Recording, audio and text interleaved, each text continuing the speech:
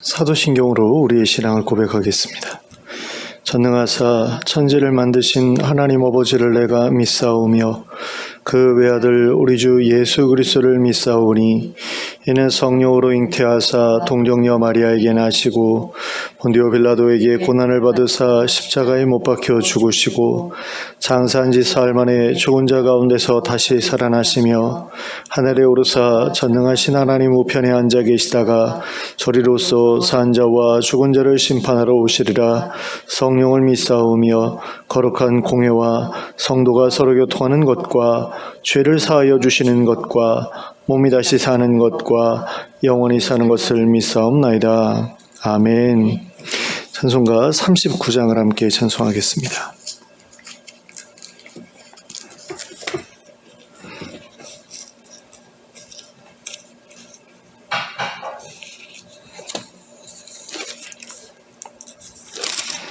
찬송가 39장 함께 찬송합니다.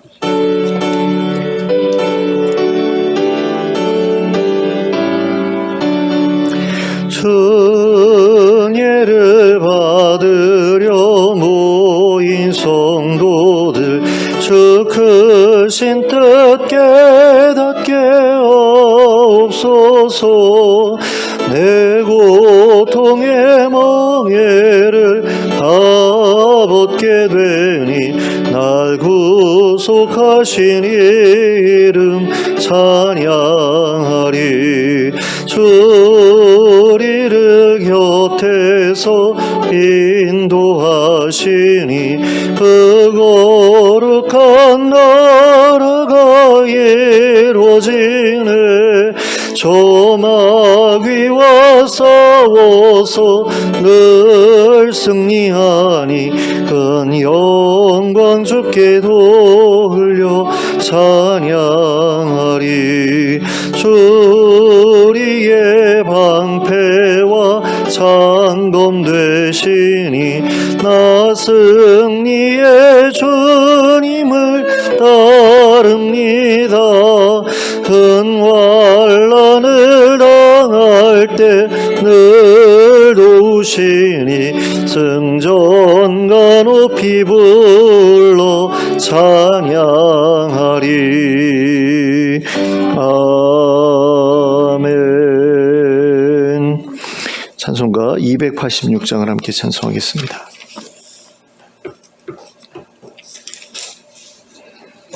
찬송가 286장입니다.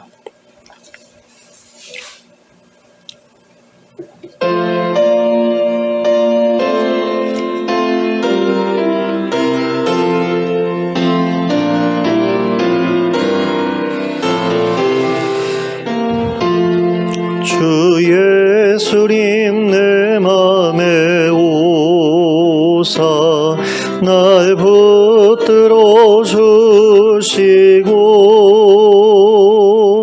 내 마음에 새 힘을 주사 늘 기쁘게 하소서. 사랑의 주 사랑의 주 내 마음속에 찾아오사 내 모든 죄 사시고 내 상한 맘 고치소서. 주 예수님 내 맘에 오사 내 소원 다시고 내 무거운 짐 맡아주사 참 평안을 주소서. 사랑의 주 사랑의 주 내 마음속에 찾아오사 내 모든 죄 사시고 내 상한 맘 고치소서. 주 예수님 내 맘에 오 하소서. 날 정결케 하시고 은혜를 내 맘에 채워 늘 충만케 하소서. 사랑의 주, 사랑의 주, 내 마음속에 찾아오사 내 모든 죄 사시고 내 상한 맘 고치소서. 주 예수님 내 맘에 오사 내 길 인도하시고 주 성령을 내 맘에 채워 늘 충만케 하소서. 사랑의 주, 사랑의 주, 내 마음속에 찾아오사 내 모든 죄 사시고 내 상한 맘 고치소서.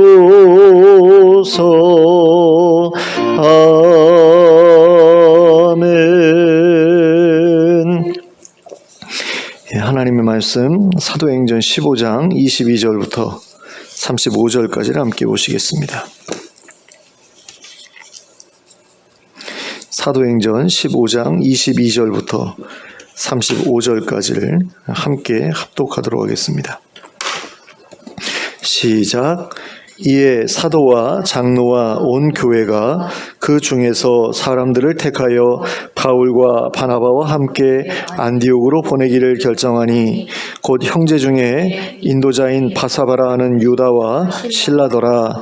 그 편에 편지를 붙여 이르되 사도와 장로된 형제들은 안디옥과 수리아와 길리기아에 있는 이방인 형제들에게 문안하노라. 들은즉 우리 가운데서 어떤 사람들이 우리의 지시도 없이 나가서 말로 너희를 괴롭게 하고 마음을 혼란하게 한다 하기로 사람을 택하여 우리 주 예수 그리스도의 이름을 위하여 생명을 아끼지 아니하는 자인 우리가 사랑하는 바나바와 바울과 함께 너희에게 보내기를 만장일치로 결정하였노라. 그리하여 유다와 실라를 보내니 그들도 이 일을 말로 전하리라. 성령과 우리는 이 요긴한 것들 외에는 아무 짐도 너희에게 지우지 아니하는 것이 옳은 줄 알았노니 우상의 제물과 피와 목매어 죽인 것과 음행을 멀리 할지니라. 이에 스스로 삼가면 잘 되리라. 평안함을 원하노라 하였더라. 그들이 작별하고 안디옥에 내려가 무리를 모은 후에 편지를 전하니 읽고 그 위로한 말을 기뻐하더라. 유다와 실라도 선지자라. 여러 말로 형제를 권면하여 굳게 하고 얼마 있다가 평안히 가라는 전송을 형제들에게 받고 자기를 보내던 사람들에게로 돌아가되 바울과 바나바는 안디옥에서 유하며 수다한 다른 사람들과 함께 주의 말씀을 가르치며 전파하니라. 아멘. 이방인들의 할례와 율법 준수 문제에 대해 결론을 내린 예루살렘 교회의 지도자들은 그 결정된 바를 안디옥 교회에 전달하기 위해 믿을 만한 사람들을 뽑아서 바울과 바나바와 함께 안디옥으로 가게 하였습니다. 그렇게 선택된 사람들이 바로 유다, 바사바와 실라라는 사람이었습니다. 근데 여기에서 유다라는 이름에 바사바라는 이름이 덧붙여져 있는 것을 볼 수 있는데요. 이렇게 유다라는 이름에 다른 이름을 덧붙인 이유는 유다라는 이름이 유대 사회에 너무나 흔한 이름이었기 때문이었습니다. 그래서 그 이름만, 유다라는 이름만 가지고는 그 사람이 누군지, 어떤 사람을 말하는 것인지 알 수가 없기 때문에 이런 이름을 이제 추가로 덧붙여서 불렀다라는 거죠. 그래서 예수님의 제자들을 보시면 가론 유다가 있고 유다 다데오라는 사람도 있잖아요.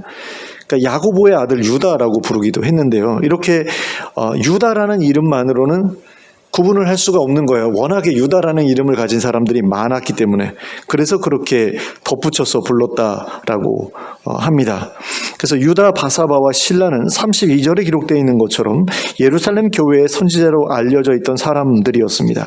그러므로 이들은 다른 성도들에게 크게 신뢰받는 사람들이었고, 따라서 교회의 중요한 결정을 전달하는 역할을 맡기에 충분한 사람들이었습니다. 그런데 왜 예루살렘 교회의 지도자들은 예루살렘 교회 회의의 결정을 기록한 편지를 바울과 바나바가 아니라 다른 두 사람을 통해 안디옥 교회에 전달하고자 했던 것일까요? 그것은 바울과 바나바의 손을 들어주는 내용의 편지를 당사자들이 직접 가지고 가게 되면 안디옥 교회에 있던 반대파 사람들이 그 편지가 진짜가 아니다, 가짜일지도 모른다라고 주장할 수도 있었기 때문입니다.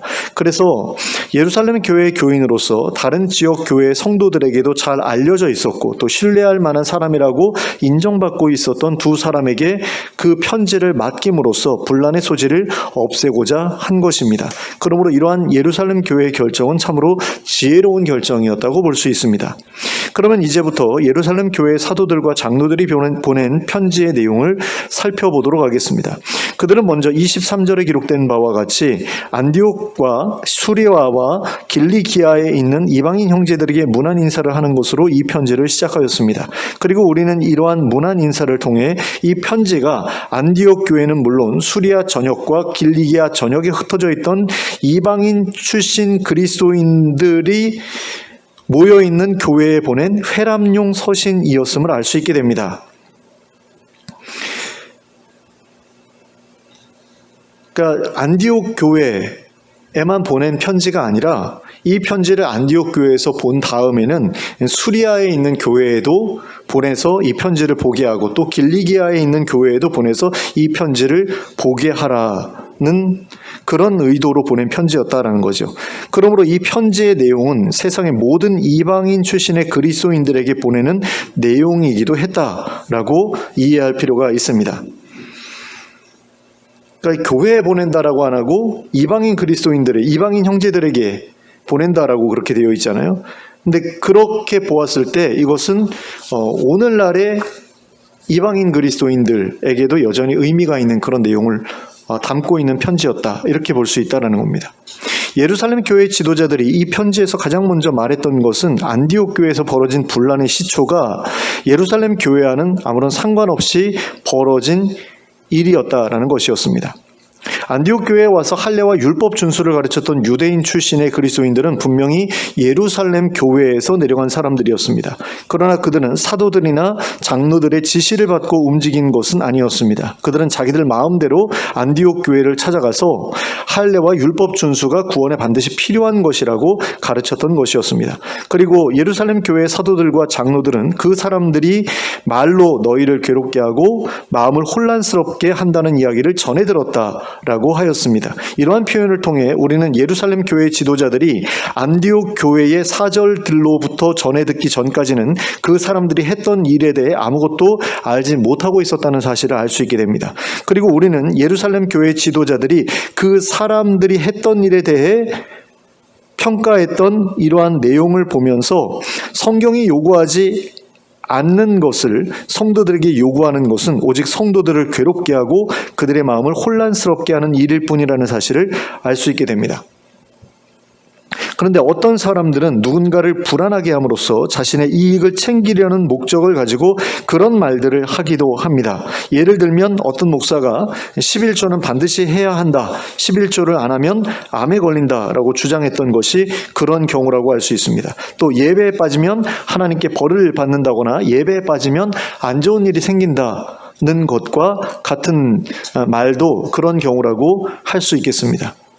그러나 이런 말들은 성경에도 없는 말이고 그저 사람을 불안하게 만드는 말일 뿐입니다. 그러므로 진리도 아니고 사실도 아닙니다. 그런데 어떤 사람들 같은 경우는 그런 일을 그런 이야기를 듣고 그걸 경험을 해서 이건 진리다라고 그렇게 믿고 그걸 다른 사람들한테 가서 이야기하는 경우가 굉장히 많은 것을 봅니다. 그러니까 주일날 예배 빼먹고서 어디에 놀러 갔는데 거기서 큰 사고를 당했다거나 아니면 사고를 당할 뻔했다거나 그런 경험을 하고 나서 이건 진리야라고 믿게 되는 거죠.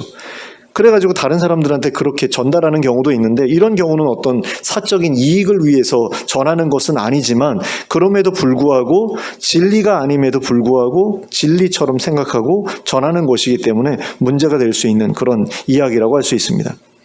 그래서 따라서 우리는 이런 식의 잘못된 가르침에 묶이지 않도록 주의할 필요가 있습니다. 그리고 그런 가르침을 다른 이들에게 전달하지도 않도록 주의해야 합니다. 그리고 그러기 위해서는 먼저 자신이 믿고 있는 것이 성경의 가르침인지, 정말 바른 가르침인지 아닌지에 대해서도 확인할 필요가 있습니다. 그래서 그런 이야기들을 들을 때 이게 정말 맞는 말인지 그른 말인지에 대해서 하나하나 점검하고 제대로 분별해서 받아들일 필요가 있다라는 거죠. 근데 교회에서 그냥 목사님이 이야기하면 맞는 말이구나, 신학교에서 교수님들이 얘기하면 맞는 말이구나 하고 그냥 아무 생각 없이 받아들이는 경우가 있어요. 우리 교단에서는 이걸 믿어 라고 하니까 무조건 믿어야 된다 라고 생각하는 경우도 많지요. 근데 그렇지 않을 수도 있다라는 겁니다. 우리 교단에서 말하는 게 틀렸을 수도 있고, 신학교 교수들이 이야기하는 게 틀렸을 수도 있고, 목사들이 말하는 게 틀렸을 수도 있다라는 거죠. 저도 예전에 제가 설교했던 내용들을 이렇게 어쩌다가 다시 보게 될 때 내가 이거 틀린 걸 얘기했네 라고 깨닫게 되는 부분도 있어요. 그러니까 실수로 잘못 말한 경우도 있고요. 잘못 알고 있다가 잘못 말한 경우도 있거든요. 근데 우리나라에서 굉장히 유명한 설교자들 있잖아요. 뭐 오카는 목사님이라든가, 뭐 하용조 목사님이라든가, 뭐 그 외에 김동훈 목사님도 있고, 뭐 여러 유명한 목사님들이 있는데, 그런 목사님들의 설교도 듣다 보면 이건 여기서 이 성경이 얘기하고 있는 게 아닌데 그걸 그런 식으로 풀었네라고 생각되는 그런 설교들도 가끔 만나게 되거든요. 저는 그걸 보면서 굉장히 충격을 받았었어요. 그러니까 그냥 아무런 생각 없이 그냥 설교만을 듣다가 되게 은혜스럽다고 하니까 설교만 이제 들을 때는 진짜 설교 잘하신다, 그리고 은혜스럽다라고 받아들였는데, 제가 막상 이제 그 본문을 설교를 하기 위해서 분석을 해놓고 그 부분에 대해서 설교하는데 조금이라도 도움이 되는 것을 얻을 수 있을까 해가지고 딱 들었을 때에는 제가 그 성경 본문을 이해했던 그것과 완전히 딴 얘기를 하고 있는 그런 내용들이 굉장히 생각보다 많더라고요. 그러니까 그냥 설교로 그냥 은혜스럽게 들을 때, 그러니까 청취자의 입장에서 들을 때는 굉장히 은혜스러웠는데, 내가 이 본문을 가지고 하나님의 말씀을 전해야지, 그러면 이 본문에 있는 하나님의 뜻은 무엇일까, 하나님께서 여기 이 본문을 통해서 말씀하고자 하는 것은 무엇일까라고 고민해가지고 이걸 말씀하려고 하시는구나 라고 깨달은 것을 가지고서 참고하기 위해서 다른 목사님들의 설교를 들었더니, 하나님께서 그 본문에서 말씀하고자 하는 것과 상관없는, 전혀 상관없는 딴 얘기를 설교의 주된 핵심으로 잡아서 설교하고 있는 그런 설교들이 많더라는 거예요. 굉장히 충격을 받았어요. 아니, 저렇게 훌륭한 목사님이 저 본문을 저런 식으로 풀었네라고 그렇게 충격받았던 적이 많습니다. 근데 성도들 같은 경우는 그럴 기회가 없잖아요. 설교할 일이 없으니까 이 본문에서 도대체 하나님이 말씀하고자 하시는 게 뭘까에 대해서 고민할 일이 별로 없죠. 근데 그나마 좀 나은 경우는 이제 큐티를 하는 분들은 좀 다릅니다. 큐티를 하는 경우에는, 큐티라고 이제 보통 하면 그 본문에 나타난 하나님은 어떤 분인가, 또 그 다음에 이제 하나님께서 우리에게 하라고 하시는 거, 우리에게 원하시는 일은 무엇인가, 이런 것들을 이제 찾아내도록 하는 어떤 그런 그 매일 성경 같은 그 큐티 자료집을 보면 그 질문이 항상 나오거든요.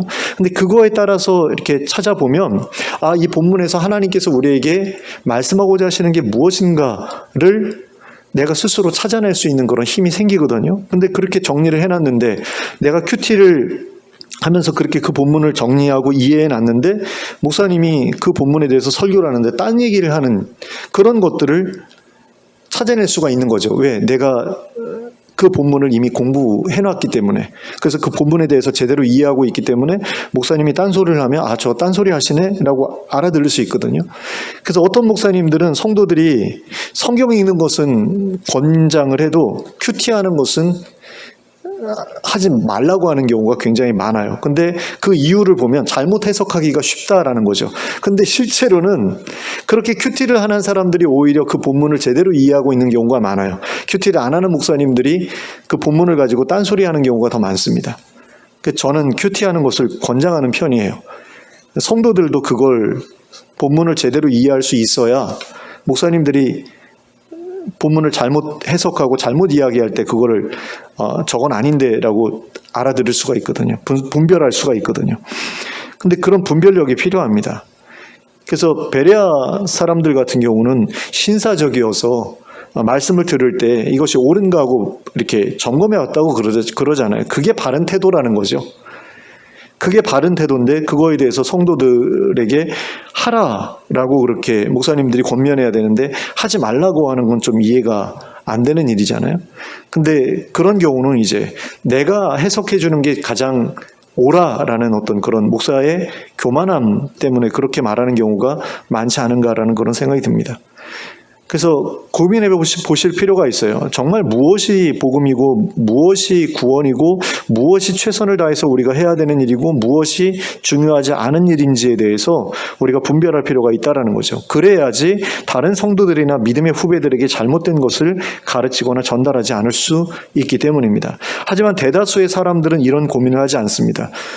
그런데 그렇게 고민 없이 그리고 생각 없이 믿다 보면 안디옥 교회를 혼란스럽게 했던 사람들처럼 교회를 혼란스럽게 만들 수 있다라는 거죠. 잘못된 믿음을 전파해서 정말 중요한 것이 아닌데도 중요한 일처럼 그렇게 힘쓰게 만들고 그러다 보면 정말 중요한 일은 하지 못하게 되는 그런 일들이 생길 수 있다라는 겁니다. 근데 이게 문제인 이유는 이게 하나님 앞에서 범죄가 되기 때문이에요. 그래서 우리는 성경을 바로 알고자 힘써야 하고 진리를 분별하기 위해서 힘써야 합니다. 근데 사실 먹고 사는 것도 힘든데 어려운 일이죠. 쉽지 않은 일이죠. 그래서 그냥 예배에 와서는 그냥 은혜 받고 돌아갔으면 좋겠다라는 마음 가지고 오시는 분들이 많아요. 이해는 됩니다. 근데 조금이라도 삶에 여유가 있다라고 한다면 성경에 대해서 좀 더 제대로 알기 위해서 공부해 보시는 것도 굉장히 권장할 만한 일이 아니겠는가, 필요한 일이 아니겠는가라는 생각이 듭니다. 자, 계속해서 이어진 내용은 25절에 기록된 것처럼 할례와 율법 준수 강요로 이루어진 혼란을 바로잡기 위해 사람을 택하여 너희에게로 보내기로 만장일치로 결정했다라는 것이었습니다. 그런데 어떤 사람들은 이 구절을 근거로 해서 교회의 모든 결정은 만장일치로 이루어져야 한다라고 말하는 분들도 있습니다. 실제로 어떤 목사님이 그렇게 말씀하시는 것을 들은 적이 있어요. 당회에서 만장일치로 결정되지 않으면 어떤 일도 진행하지 않았더니 교회에 분란이 사라졌더라. 뭐 이러면서 이야기를 하시는 분들이 계시더라고요. 어떤 목사님 그렇게 말씀하시는 걸 제가 들은 적이 있어요. 뭐 그게 성경적인 방법이라고 할 수 있는지에 대해서는 의문이 들어요. 근데 뭐 그렇게 해서 분란이 없어졌다라고 한다면 그것도 뭐 나쁘지 않겠다라는 생각이 들긴 합니다. 근데 그걸 성경적이다, 성경에서 말하는 그 요지가 이거다라고 말하기는 좀 문제가 있는 거죠. 다수결도 좀 문제가 있기는 마찬가지입니다. 그러니까 타락한 시대에서는 오히려 소수가 바른 목소리를 내고 다수는 잘못된 목소리를 내는 경우가 많잖아요. 그럼에도 불구하고 우리는 다수결이 성경적인 방법이야 라고 생각해 라고 한다면 이건 조금 문제가 있죠. 성경 자체에서도 이런 이야기를 하고 있지 않기도 하고요. 또 어떤 경우는 이제 제비뽑기를 통해서 어떤 누군가를 뽑아야 된다라고 하는 거, 그게 성경적인 방법이다라고 이렇게 주장하는 경우도 있는데 그것도 사실 좀 우리가 생각해 볼 필요가 있는 부분입니다. 그래서 정말 자격 있는 사람들 몇몇을 추천받아서 그 중에서 제비뽑기를 하는 것 같은 경우는 뭐 문제가 없겠지만 모든 성도들을 대상으로 제비뽑기를 해가지고 이번 집사를 뽑겠다, 남전도회 회장을 뽑겠다, 여전도회 회장을 뽑겠다 이런 것도 조금 문제가 되지 않겠는가. 권사 후보들을 여럿을 이제 올려놓고 투표가 아니라 제비뽑기로 뽑겠다. 모르겠어요. 그게 사실 옛날에 그 예루살렘 교회에서 그 집사님들 뽑을 때 했던 방식이잖아요. 근데 그게 어쩌면은 투표의 부작용을 없앨 수 있는 좋은 방법일 수도 있지 않을까라는 그런 생각도 드는데 그걸 또 성경적이다라고 해가지고 그대로 가져와야 된다라고 말하면 또 그것도 아닌 것 같기도 하고요. 그래서 이런 부분들에 대해서는 여러 가지 고민들이 필요하고 성도들 간의 합의가 필요한 부분이라고 할 수 있는데, 성경에서 했기 때문에 성경적이다라고 말하는 것은 그거는 아닌 것 같다는 생각이 든다라는 거죠. 성경에서 했어도 그게 오늘날 그대로 우리가 따라야만 하는 일이다라고 볼 수 없다라는 겁니다. 성경에서 그렇게 했으니까 오늘날에도 똑같이 해야 된다? 이건 아니다라는 거죠. 왜냐하면 시대마다 그 하나님께서 자기 백성들에게 요구하셨던 어떤 그런 그 삶의 기준이라든가 태도라든가 이런 것들이 계속 변천되어 오는 것을 볼 수 있거든요. 구약 성경에서 하나님께서 요구하시는 것과 신약 성경에서 하나님께서 요구하시는 게 다르잖아요. 그게 하나님께서 뭐 생각이 바뀌셔서 이런 게 아니라 그 시대를 살고 있는 사람들이 수용할 수 있는 어떤 한계에 따라서 하나님께서 결정하시는 거고, 결정해서 요구하신 거거든요. 이 시대의 사람들은 이거밖에는 수용할 수 없고 감당할 수 없기 때문에 그 정도에서 이제 요구하는 것을 중단하셨다면, 다음 세대에서는 좀 더 성숙한 사람들이니까 이 정도까지는 할 수 있겠지라고 그렇게 생각해서 요구하시는 어떤 그런 식의 변동이 있었기 때문에, 이런 어떤 그 성경에서 누가 어떻게 했다, 그러니까 우리도 그렇게 해야 된다, 이렇게 그대로 받아들여야 된다라고 말하는 것은 이제 문제가 될 수 있다라는 겁니다.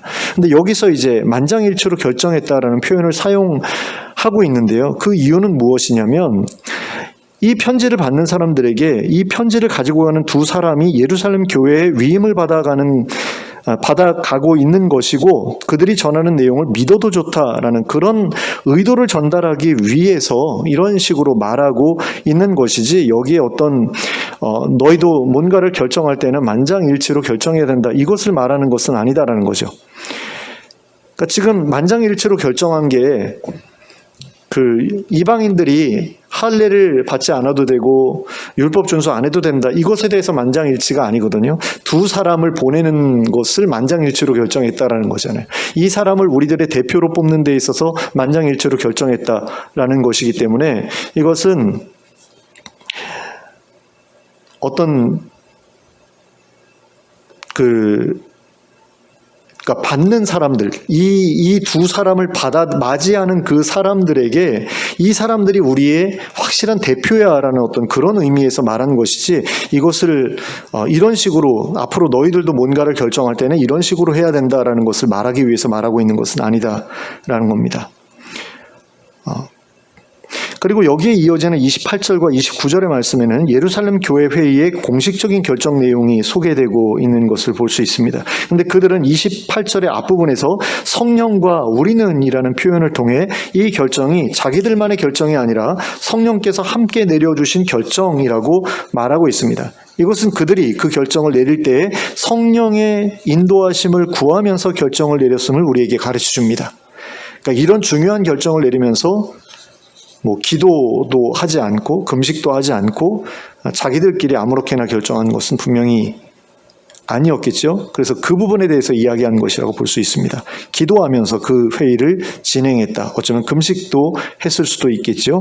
그리고 그 회의를 진행하는 동안 성령께서 정말 그 옳은 것이 무엇인지를 밝히 깨닫게 해주시는 것을 그들이 경험했다 라는 겁니다. 그래서 그들은 그 결정을 자기들만의 결정이 아니라 성령님과 함께 내린 결정이라고 주장할 수 있었던 것입니다.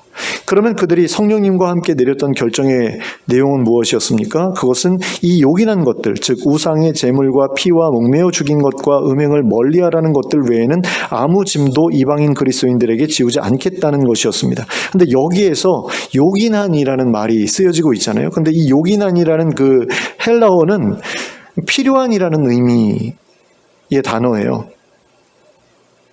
그러니까 요긴한이라고 하니까 뭔가 대단한 것처럼, 뭔가 특별한 것처럼 느껴지지만 그게 아니라는 거죠. 그냥 필요한 것이다 라는 그런 이야기입니다. 그래서 다음에 이어지는 4가지 요구사항은 그리스도인으로서 살아가는 데에 필요한 아주 기본적인 또는 최소한의 자세다라는 그런 것을 의미하기 위해서 이 단어를 사용한 하고 있습니다. 그리고 그것을 스스로 삼가면 잘 되리라고 덧붙이고 있는데요. 여기서 삼가면이라는 단어가 철저하게 지키면이라는 그런 의미의 헬라어가 사용되고 있습니다. 그러니까 엄격하게 지켜야 된다, 철저하게 지켜야 된다라는 그런 단어가 여기에서 사용되고 있어요. 그러니까 꼭 지켜야 된다라는 거죠. 이 네 가지만큼은 정말 기본 중에 기본이고 반드시 필요한 것이고 꼭 지켜야 되는 것이다. 그런 이야기입니다. 그리고 그렇게 하면 잘 될 것이다 라고 말씀하고 있는데요. 이것은 복을 받는다 또는 형통하게 된다라는 그런 의미로 쓰여진 게 아닙니다. 잘 될 것이다 라는 것은 잘 하는 것이다 라는 그런 의미의 단어가 사용되고 있습니다. 그러니까 이렇게 하는 게 잘하는 거야. 이렇게 하는 게 옳은 거야. 바른 거야. 그런 정도의 이야기라는 거죠. 이처럼 예루살렘 교회는 이방인 그리스도인들에게 우상의 제물과 피와 목매어 죽인 것과 음행을 멀리하라는 것만을 요구했습니다. 물론 그렇다고 해서 그 외에는 다 해도 된다라는 그런 이야기는 아니지요. 성경은 이 외에도 그리스도인으로서 해야 할 많은 일들에 대해 말씀하고 있습니다. 거짓말하지 말라는 것도 하고 있고요. 살인하지 말라는 것도 하고 말씀하고 있죠. 근데 피를 멀리하는 것과 살인하는 것과 또 연결이 될 수도 있으니까. 어쨌든 이 네 가지만을 이야기하고 있는데 왜 이 네 가지를 이야기하느냐? 하나님의 백성으로서 불신자들과 구별되는 표지는 이것이면 충분하다라고 생각했기 때문입니다. 그러니까 이게 하나님 앞에서 거룩한 것이기 때문에 요구한다? 경건한 삶에 꼭 필요한 것이기 때문에 요구한다? 이런 것보다는 불신자들과 구별되는 표지로서 요 네 가지 정도면 충분하다라고 판단을 한 겁니다. 그러니까 불신자들과 구별하기 위해서 우리가 십계명을 다 지키고 성경에 나오는 모든 그런 교훈들을 다 지키고 그래야 된다라고 그러면 너무 부담이 커지잖아요. 근데 딱 네 가지는 하지 않는다. 예수 믿는 사람들은 이 네 가지는 하지 않는다라고 했을 때 이 네 가지, 이것만큼은 하지 않는다라고 했을 때 이 네 가지면 충분하다라고 생각을 한 겁니다. 그러니까 우리나라 기독교인들에 대해서 불신자들이 볼 때 예수 믿는 사람들은 담배 안 핀다, 술 안 마신다, 그 다음에 도박 안 한다. 이게 조선시대에 처음에 기독교가 들어왔을 때 이 선교사들이 세운 기준이 그 세 가지였거든요. 근데 예루살렘 교회는 네 가지를 정했다라는 거죠. 그런 정도에서의 어떤 기준이었다라고 볼 수 있습니다. 근데 왜 이 네 가지를 정했느냐? 우상 숭배와 관련이 있거나 아니면 유대인들이 특별히 혐오하는 것이었기 때문에 그걸 정했다라는 거죠. 그래서 유대인 출신의 그리스도인들이 이방인 그리스도인들을 이제 받아들이는 데 있어서 걸림돌이 있으면 안 되잖아요. 그러니까 이것만큼은 하지 않도록 하자라고 해가지고 이방인 출신 그리스도인들을 불편하게 생각하는 그 마음을 덜어주기 위해서 이것을 요구했다라고 이렇게 볼 수 있습니다. 그리고 이러한 편지를 받은 안디옥 교회 성도들은 그 편지를 읽으면서 큰 위로를 받고 기뻐하죠. 그리고 유다와 실라도 여러 말로 형제들을 권면하고 격려한 뒤에 예루살렘으로 돌아갔습니다. 그러면 안디옥 교회 성도들이 이 편지로 인해 위로를 받고 기쁨을 얻었던 이유는 무엇입니까? 그것은 안디옥 교회 성도들이 이 편지를 통해 자기들이 자신 없어 하던 일들, 지킬 수 없다고 생각했던 그것들을 지키지 않아도 구원받는데 문제가 없다는 것을 확인하게 됐기 때문입니다. 그러니까 예루살렘에서 사람들이 내려와가지고 자기들한테 너희 할례도 받아야 되고 율법도 준수해야 돼 라고 말했을 때 이 사람들이 얼마나 부담스러웠겠어요. 얼마나 힘들었겠어요. 바울과 바나바는 그냥 너 예수님 믿고 죄 회개하고 그리고 세례 받으면 돼 라고 했는데 그 사람들이 와가지고 야 그거 가지고 부족해 이거 더 해야 돼 라고 했을 때 얼마나 이 사람들이 부담스러웠겠어요. 근데 부담스러운 이유가 있죠. 자신이 없거든요. 그걸 그 사람들이 요구한 대로 할 자신이 없잖아요. 그러면 그 사람들은 어떻게 되는 겁니까? 그 일을 할 수 없게 되고 할 수 없고 그러면 더 이상 교회 안에 남아있을 수가 없잖아요. 근데 그게 얼마나 이 사람들에게 마음을 힘들게 하는 일이 되었겠습니까? 교회에 나와가지고 다른 사람들하고 이렇게 친해져서 잘 지내고 있는데 너희들 이제 우리하고 어울릴 수 없어. 너희들 할례 받지 않고 율법 준수 안 하면 너희들 우리하고 이제 상관없는 사람들이야. 그래서 교회에서 딱 밀어낸다. 그러면 얼마나 크게 상처가 되겠어요. 그래서 불안했겠죠. 한번 생각해 보세요. 교회에서 예배도 매주 참석 안 하고 헌금도 11조도 안 하고 교회에서 봉사도 안 하니까 너 이제 교인 아니야. 그러고서 다 그 사람들 교회 밖으로 몰아낸다고 하면서 생각해 보세요. 그 사람들 입장에서는 얼마나 상처가 되겠어요. 근데 안디옥 교회 성도들이, 이방인 출신 그리스도인들이 그런 불안함에 사로잡혀 있었던 거죠. 저 사람들이 어떤 대답을 들고 오느냐에 따라서 자기들의 처신이라고 해야 되나요? 처지라는 게 제일 맞겠네요. 처지가 결정이 되잖아요. 그러니까 너무 힘들어하고 있었던 와중에 그 편지가 왔는데, 너희들 그런 거 안 해도 여전히 그리스도인으로 남아있을 수 있어 라고 하니 얼마나 마음이 좋았겠습니까? 그러니까 이 편지의 내용은 그들에게 있어서 어떤 면에서는 복음이었던 거죠. 그리고 그 복음을 들을 때에 그들은 큰 위로와 기쁨을 얻을 수 있었다라는 겁니다. 근데 복음의 어떤 그 성질이라는 게 바로 그런 것이 아닌가라는 생각이 들어요. 복음이라는 것은 우리에게 큰 위로와 기쁨을 주는 어떤 것이라고 표현해도 맞지 않겠나라는 그런 생각이 듭니다. 그러니까 복음은 우리에게 절대로 무거운 멍에 무거운 짐을 지도록 요구하지 않지요. 예수님은 마태복음 11장 마지막 부분에서 이렇게 말씀하신 바 있습니다. 28절부터 30절까지의 말씀인데요. 마태복음 11장 28절부터 30절까지 제가 읽어드릴게요. 수고하고 무거운 짐진 자들아 다 내게로 오라. 내가 너희를 쉬게 하리라. 나는 마음이 온유하고 겸손하니 나의 멍에를 메고 내게 배우라. 그리하면 너희 마음이 쉼을 얻으리니 이는 내 멍에는 쉽고 내 짐은 가벼움이라 하시니라. 자, 주님의 멍에는 쉽고 주님이 지워주시는 짐은 가볍다라고 말씀하고 있습니다. 절대로 어렵지도 않고 무겁지도 않다라는 거죠. 그렇다고 해서 예수 믿는 사람은 아무 짐도 지지 않아도 된다, 아무 멍에도 지지 않아도 된다, 이건 아니죠. 믿는 사람에게도 반드시 져야 할 멍에가 있고 져야 할 짐이 있습니다. 예수님께서 내 멍에 내 짐이라고 하신 바로 그것입니다. 그건 우리가 져야 돼요. 예수님께서 여기서 말씀하신 것, 마태복음 11장 마지막 부분에서 말씀하신 게 너희는 내게로 오면 아무 짐도 지지 않을 수 있게 돼 라는 그런 말씀이 아니다 라는 겁니다. 근데 많은 사람들이 오해를 해요. 예수님께로 가면 모든 짐을 내려주신다. 근데 그 짐은 세상 짐이죠. 근데 그러고 나서 예수님의 짐을 우리가 또 져야 되거든요. 예수님의 멍에를 져야 되고 예수님의 짐을 져야 되는데 그거에 대해서는 전혀 생각하지 않는 사람들이 많은 것 같아요. 그러니까 내가 예수 믿고 구원받았으니까 난 어떻게 살아도 나는 구원받은 사람이야 라는 그런 식으로 생각하는 경우가 많다라는 거죠. 근데 그게 아니다라는 겁니다. 예수님의 멍에, 예수님의 짐, 그것마저도 지지 않으려 해서는 안 된다라는 거죠. 근데 그 짐이 유대인들이 졌던 것처럼 무거운 짐이냐라고 했을 때 그건 아니다라는 겁니다.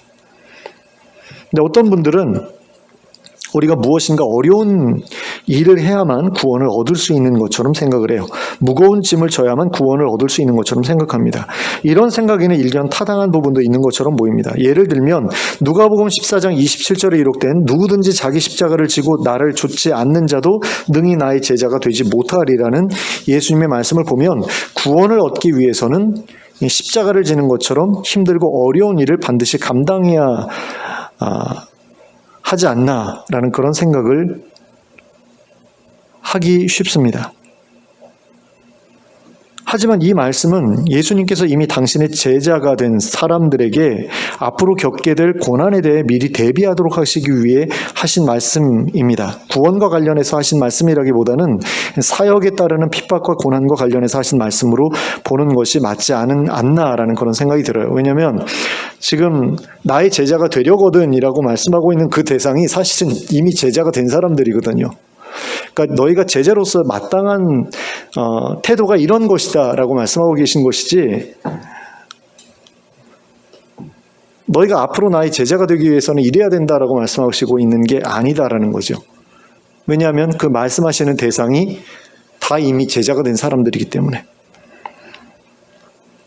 그러니까 너희가 제자로서 이렇게 사는 것이 마땅하다 라는 그런 의미에서 말씀하신 것이다라고 봐야지, 너희가 이렇게 하지 않으면 구원을 받을 수 없다, 이런 의미에서 말씀하신 것으로 보아서는 곤란하다라는 겁니다. 그런데 어떤 분들은 구원을 받는 것에 대해서까지도 어렵고 힘든 일을 해야만 한다라고 생각을 합니다. 그러니까 하나님을 위해 많은 일을 해야 구원을 받을 수 있는 것처럼 생각한다라는 거죠. 그래서 교회를 위해서 이런 일도 하고 저런 일도 해야 구원을 얻는다. 그러면서 목사에게 충성해야 하고 최선을 다해 봉사해야 하고 최선을 다해 헌금을 해야 한다, 이렇게 생각한다라는 거죠. 교회를 공격하는 사람들이 있으면 발벗고 나서서 그들과 싸워야 하고 또 때에 따라서는 폭력도 휘둘러야 된다, 이렇게 생각하는 분들도 있어요. 구약 성경에 보면 그런 거 나오잖아요. 비느하스가 하나님께 범죄한 사람들을 창으로 찔러 죽이니까 하나님께서 그에게 복을 선포하시잖아요. 그걸 보면서 우리도 그래야 돼. 그러니까 기독교를 핍박하는 사람들이 있으면 우리도 가서 그 사람들을 린치해야 된다, 뭐 이런 식으로 착각하는 그런 분들도 간혹 봅니다. 우리 교회를 해롭게 하는 사람들은 해치워 버려야 된다, 뭐 이런 식으로. 근데 그건 잘못된 생각이죠. 그런 일들은 구원 얻는 데 아무런 도움도 주지 못하는 일들입니다. 그리고 그런 것들로는 구원을 얻을 수가 없습니다. 구원은 어떻게 해야지 얻을 수 있습니까? 오직 예수 그리스도의 은혜를 우리가 믿음으로써 얻는 거죠. 죄에서 돌이켜 의롭게 살고자 하는 마음 가지고 예수님을 의지할 때 우리는 은혜를 받게 됩니다. 그리고 그 은혜를 받은 사람들은 죄사함도 받게 되고 구원도 받게 되는 겁니다. 그러므로 구원 얻는데 예수님의 은혜를 믿는 것 외에는 다른 것이 필요치 않습니다.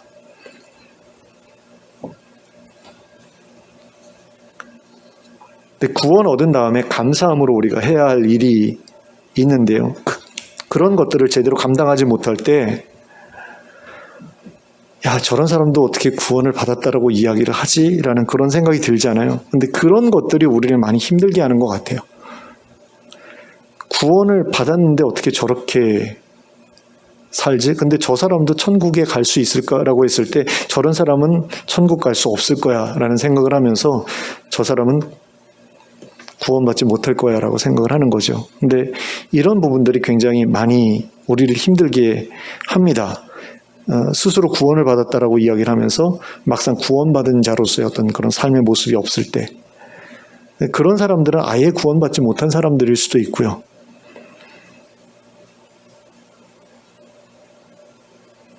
근데 그런 사람들에 대해서 우리가 주목하는 것이 과연 우리에게 도움이 되는 일이냐라고 했을 때 저는 아니라고 생각을 합니다.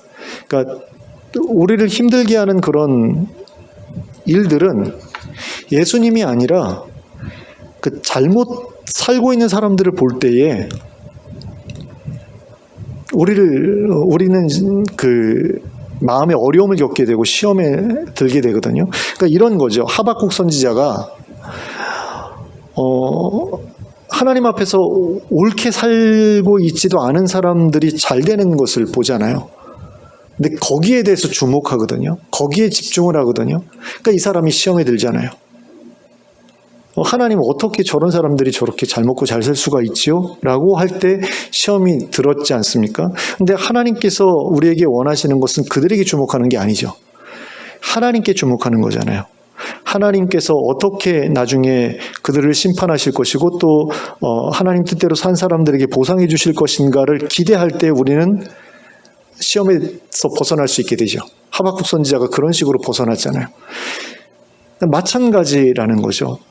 우리가 구원에 대해서 생각할 때에 잘못 살고 있는 사람들, 하나님 앞에서 잘못 살고 있는 사람들, 그러면서도 자기가 구원받았다라고 말하는 그런 사람들을 보면서 거기에 주목하게 되면 우린 시험 들 수밖에 없거든요. 그러면 우리가 주목해야 될 것이 무엇이냐라고 했을 때 우리가 주목해야 될 것은 예수 그리스도께서 우리를 위해서 하신 일인 거죠. 예수님께서 우리에게 베풀어 주신 은혜고, 그리고 예수님께서 우리에게 약속해 주신 것들이고, 그런 것들에 우리가 주목할 때 우리는 시험에서 벗어날 수 있게 되고 우리가 하나님이 주시는 그 위로와 기쁨을 얻을 수 있게 된다는 겁니다. 그래서 우리가 우리를 괴롭게 하고 우리의 마음을 혼란하게 하는 그런 것들로부터 좀 벗어날 수 있었으면 좋겠어요. 지금 잘못 가르치는 사람들 때문에 안디옥 교회 성도들이 마음이 많이 괴로웠고 또 마음이 혼란했잖아요. 왜 그랬죠? 예수 그리스도의 교훈이 아니라 잘못된 교훈에 귀를 기울였기 때문 아닙니까? 그러면 거기에서 벗어나기 위해서 우리에게 필요한 건 뭐죠? 바른 교훈인 거죠. 그래서 우리를 괴롭게 하고 우리의 마음을 혼란스럽게 하는 그런 잘못된 교훈에서 벗어나는 우리가 될 수 있었으면 좋겠습니다. 그리고 오직 예수 그리스도의 은혜로만 구원 얻게 됨을 확실하게 믿고 무거운 짐을 벗어버리고 자유함을 얻는 우리가 될 수 있기를 바랍니다. 그리고 그럼으로써 예수 그리스도께서 주시는 큰 위로와 기쁨을 잃어버리지 않고 살아가는 우리 모두가 될 수 있기를 예수 그리스도의 이름으로 축원합니다. 기도하겠습니다. 사랑의 하나님 아버지, 세상에는 잘못된 교훈을 가지고 믿는 사람들을 괴롭게 하고 또 혼란스럽게 만드는 그런 사람들이 참으로 많은 것을 봅니다. 안디옥 교회에 내려온 사람들만 그랬던 것이 아니라 그 이후로도 수많은 사람들이 우리 믿는 사람들에게 잘못된 교훈을 들이대면서 이렇게 살아야 구원을 얻을 수 있다라고 말함으로써 성도들을 괴롭게 하고 또 혼란스럽게 했던 것을 봅니다. 하나님, 오늘날에도 그런 사람들이 있어서 믿는 사람들이 많이 괴로움을 당하고 있고 또 혼란스러움을 겪고 있습니다. 하나님, 우리가 그런 거짓된 교훈에서 온전히 벗어날 수 있기를 원합니다. 그런 거짓된 교훈에 우리가 사로잡히지 않기를 원하고, 그리고 그런 거짓된 교훈을 조차 살아가는 사람들의 삶의 모습을 보면서 또한 시험에 들지 않을 수 있기를 원합니다. 그런 사람들을 보면서 시험에 들지 그 시험에 드는 것이 아니라 오직 예수 그리스도의 그 교훈을 바라보면서, 그리고 예수님께서 우리에게 베풀어 주신 은혜를 생각하면서 또 예수님께서 우리에게 해주신 약속을 생각하면서 우리가 소망을 품을 수 있기를 원하고 위로받을 수 있기를 원하고 또 기쁨을 얻을 수 있기를 원합니다. 우리가 져야 되는 그 짐이 어떤 짐인지를 우리가 온전히 분별할 수 있기를 원합니다. 구약의 그 율법의 짐이 아니라 예수 그리스도의 가르침이라는 새로운 짐, 가벼운 짐을 우리가 질 수 있기를 원합니다. 어떤 사람들처럼 아무 짐도 지지 않겠다라고 생각하고 방종하게 살아가지 않을 수 있기를 원합니다. 그러나 그렇다고 해서 우리가 무거운 짐을 져야만 하는 것도 아니라는 사실도 우리가 잊지 않기를 원합니다. 우리가 신앙에서 온전한 길을 찾을 수 있기를 원합니다. 좌우로 치우치지 않을 수 있기를 원합니다. 그래서 하나님 말씀을 통해서 저희를 교훈하시고 온전히 가르쳐 주시기를 원하고, 또 저희로 그 말씀을 온전히 분별할 수 있도록 저희에게 지혜를 더해 주시기를 원합니다. 성령께서 저희의 마음을 밝혀 주시기를 원합니다. 그래서 말씀을 바로 이해하고 바로 분별하고 바른 교훈을 붙들고 살아가는 가운데 우리의 마음속에서 복음을 통해 얻는 위로와 기쁨이 떠나지 않게 되기를 원합니다. 그런 삶을 저에게 허락하여 주시옵소서. 그래서 저희가 신앙생활하면서 잘못된 괴로움으로 또 혼란스러움으로 고통스러워하는 그런 일들을 더 이상 겪지 않을 수 있도록 인도하여 주시옵소서. 예수 그리스도의 이름으로 기도하였습니다. 아멘. 찬송가 407장을 함께 찬송하시겠습니다.